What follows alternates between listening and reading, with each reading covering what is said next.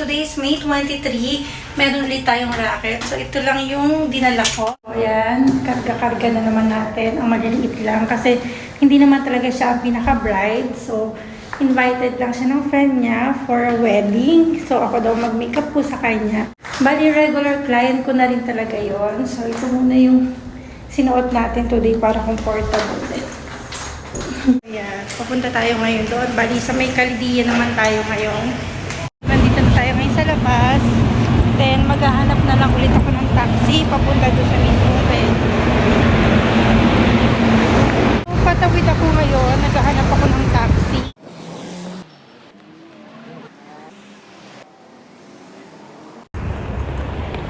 Yeah. Oops. Brother Caldia, please. Caldia where?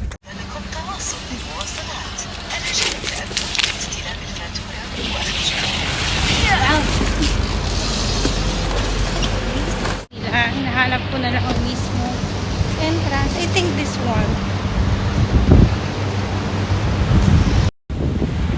So, ito na yung mismo lobby nila.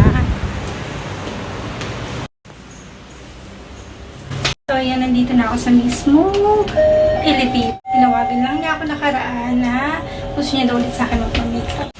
So, syempre, naligaw na naman ako. 4th floor pala. Ako sa mismo entrance. Hintay.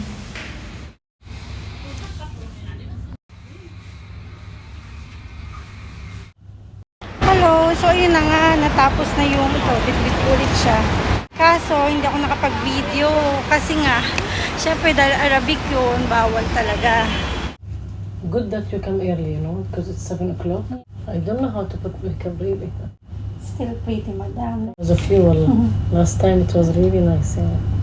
They thought Arabic lady did for me, you know. Eh, kalimitan talaga ng mga client ko is Arabic. So, hindi ako madalas nakapag-pictures, hindi ako madalas nakapag-video, ganyan. Yun nga, minsan nga wala akong portfolio kasi yun, syempre hindi sila pwedeng pakita ng face nila sa ibang tao and mas hindi sila pwedeng ma-expose. Kaya kalimitan kapag may mga social media sila, hindi talaga sila nagpapakita ng mga mukha nila. Ayun nga, so tapos na naman yung full day ko today. Ayun, successful naman. Sabi niya, nagustuhan niya naman din daw. Kaya thank you kasi palagi ka nandyan, nakasupport and para manood ng video ko. So again, thank you so much sa pagsama niyo sa akin sa buong journey ko today. See you again on the next vlog. Thank you.